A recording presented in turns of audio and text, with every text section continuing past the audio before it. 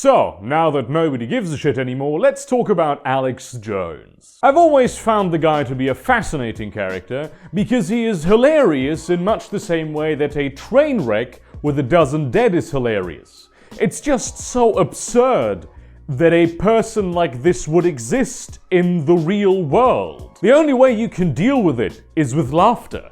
The thing with Alex Jones I've always found is that every segment he does is a microcosm of his life. And in quite a prophetic way. He would always start out with something real and shady and fucked up, and you would go, whoa, this is actually happening? Wow, this is incredibly important to know and actually noteworthy, and I'm surprised that it's not on the news, frankly. And then, instead of just leaving it at that, which would be entirely sufficient to give him credibility and make people's heads spin, enter the cyborg vampires, the shape-shifting goblins, and the interdimensional child molesters. And this is exactly how his entire career went. In the beginning, he was fairly serious. You could have described him as a liberal. He was going up against big business interests, actual conspiracies, banking cartels, that kind of thing. I mean, he was always a bit kooky, but to do something like that, you have to be a bit kooky. He went to Bohemian Grove, which is something that actually exists, where powerful billionaires and politicians meet up once a year for 2 weeks in July, and they put on robes and make ritual sacrifices to the owl god Moloch. That is something that actually really verifiably happens every single year in California. After the whole ritualism bit, they drink heavily, eat a lot, and make shady deals that can literally influence everything in the entire world because of just how powerful these people are. And back in 2000, Alex Jones infiltrated the Bohemian Grove and took footage of Bohemian Grove proceedings. You could classify that as actual journalistic work. But over time, his show became gradually more reptilian wizardy, until finally, in the 2016 election, whatever small little cord was still anchoring him to reality just snapped, and he transformed into his apex living meme form that he is today. So Infowars is a great program to watch for entertainment, right? If you don't have big problems with paranoia, smoke some weed and watch it. I can highly recommend that. Just, don't watch it for the news. If you haven't been living under a rock for your entire life up to the last 3 minutes, you will know that Alex Jones has been strategically removed in one fell swoop from almost every single one of the major content distribution platforms, as though this had been planned way in advance. And the different sites that did this gave a wide variety of reasons for why they did it, because their rules are incredibly vague and can be interpreted in every which way, and really, who's going to hold them to account for it? Twitter, I think, is the only major platform that didn't ban him, and I recall Jack Dorsey saying in an interview that, well, it's not our right to decide who gets and who doesn't get to speak, which is the most ironic thing that has happened since Bill Cosby got drugged and raped by Jared Fogle as revenge for Bill Cosby drugging and raping Jared Fogle when Jared Fogle was a kid. One of the main reasons cited for his blanket banning was what he and his words did to the Sandy Hook victims. I mean, the alive ones. Probably the dead kids don't care too much about a shouting man that looks like a sausage. Alex Jones said on his program repeatedly that the whole Sandy Hook massacre situation was orchestrated and faked with the help of crisis actors to make it so the government could take people's guns away, much in the same way that rappers with dyed dreads are also false flag attacks so the government can make rap music illegal. And of course, that is a disgusting and just factually incorrect thing to say. There is no doubt about that, no contest. However, the First Amendment, freedom of speech, the holiest of human rights, the most centrally enshrined right in all of the US legal tradition, unequivocally and definitively gives him the inalienable right to say it. You can claim that this legally constituted harassment, or that the illegal actions perpetrated against the victims of Sandy Hook were also partly to blame on Alex Jones, and he should be held legally liable for this. And you may well be right, but you don't get to decide that, nor does any blue checkmark journalist or a person that happened to be employed by the right corporation. The only instance that has the right and ability to be the arbiters over this situation is a court of law following proper judicial procedure. Nobody else can do it. Nobody else has a right to do it. Not politicians, not the president. Only exclusively the judicial branch of the government. And not even they could ever take away his right to say these things. Never. Even in countries that have hate speech laws or other legislature that restricts what you can and cannot say, it is not some random people who decide what is and what isn't legally hate speech or other forbidden speech. It is always a court of law. Freedom of speech is the most important, most central, most non-negotiable human right of all of them.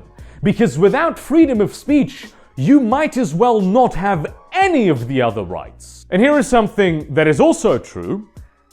If you have a right, but are unable to exercise it, you do not have that right. Thus, if you cannot use your freedom of speech to say whatever the fuck you want to whomever the fuck you want to say it to, you do not have freedom of speech. End of discussion. Now imagine a world before the internet, before most forms of mass communication even.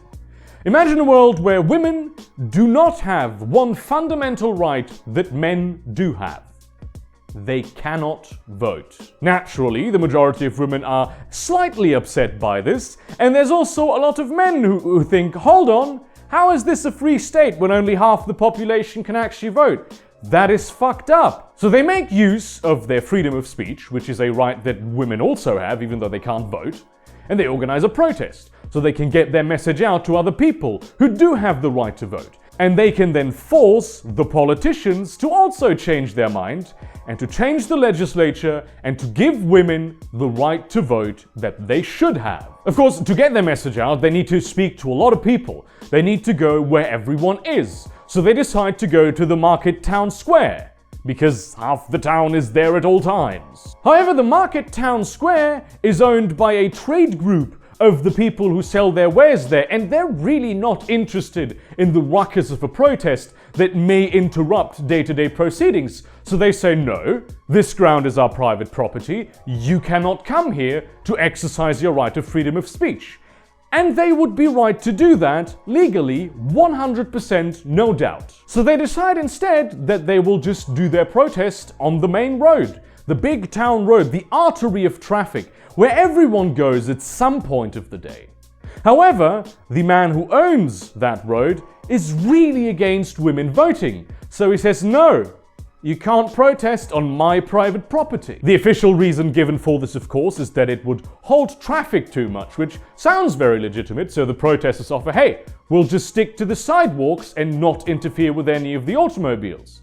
But they don't get a response back because really that's not what this was about in the first place. The decision has been made and they cannot protest there. As it turns out, all of the major roads in this town, and really all of the roads in this town by subsidiary, are owned by this very same man, and he will not let them protest on any of them. So eventually, the protesters find a poor farmer who offers them a derelict field to hold their protest.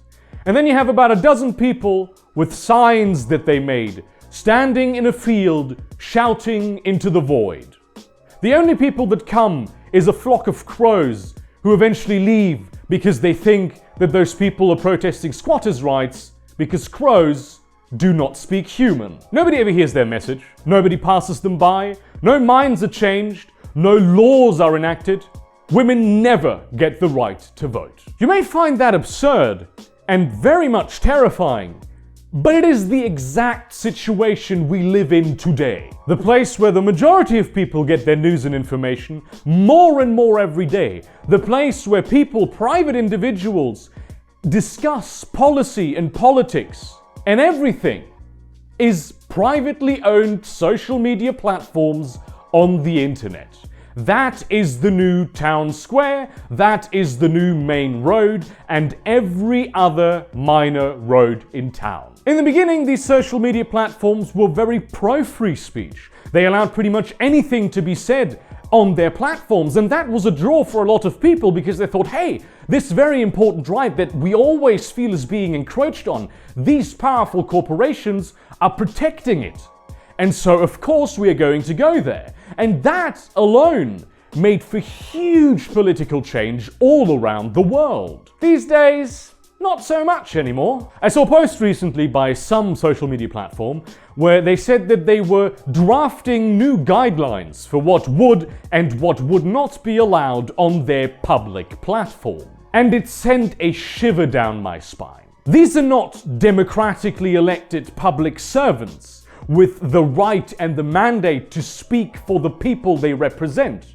They are not drafting legislation in a parliamentary context and putting it through a vigorous political process where it could be stopped at any stage by any of the two other branches of government. These are private, shadowy, unelected individuals with a lot of money and power who get to decide who does and who does not get to exercise their most central and fundamental human right. Powerful billionaires are deciding who does and who does not get human rights. Let's not sugarcoat it, that is precisely, actually, and literally what is happening at this very moment in time. And the people cheering for this with the most fervor are the ones who one would expect this least from: journalists. It used to be that you saw articles and pundits discussing whether or not megacorporations and just rich individuals in general owning news companies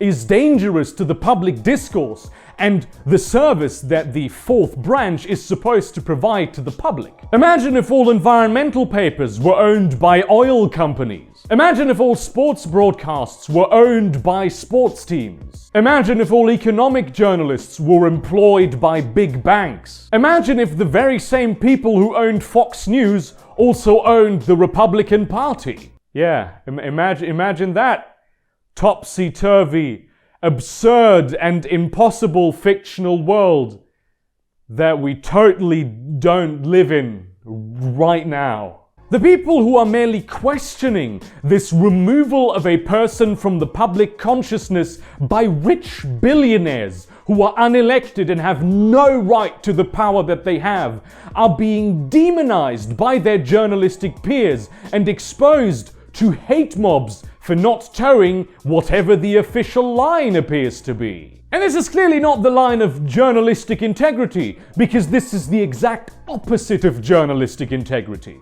This is the line of ideology fueled by megacorporate interests. This is the line of tyranny in the early stages of gestation. This gradual curtailing of freedom of speech is something that the Nazis did. It is something that the Spanish and Italian fascists did. It is something that the Soviet communists did. It is something that the Ayatollah of Iran did. It is something that Kim Il-sung did. These people, and only these people, tyrants in the making, have ever sought to curtail freedom of speech. And if anyone at all tries to do the same thing at any point, it is your duty to be worried. Open a history book and look up how tyrannical regimes like the Nazis happen literally every single time. It is always a loud mob supported by elites who believe they have something to gain out of this, forcing whoever is in charge of making it possible for people to say what they want to say to remove the most hated voices in public discord, the voices that nobody likes. This is what gets the snowball rolling, and slowly and steadily, more and more people are removed from the conversation until eventually a silent majority remains who are way too terrified of the really loud minority that have taken over every branch of the government and of the establishment to actually say something. Tyrannies are rarely orchestrated long cons. Tyrannies just sort of happen, and nobody sees them coming until it's too late. And the people who do see them coming are not the people anyone listens to. And that is once again precisely what is happening.